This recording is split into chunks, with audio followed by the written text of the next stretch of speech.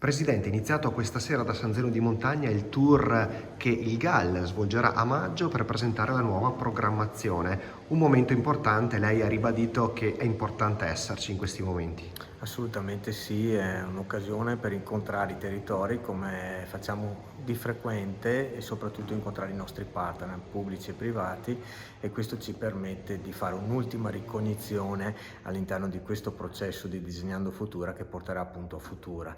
Quindi è l'occasione per raccogliere quelle che sono le esigenze, anche i suggerimenti, anche i punti di fragilità di quello che è stata la passata programmazione, per arrivare a costruire il nuovo piano di sviluppo locale dei territori sia del Baldo che della Lessinia.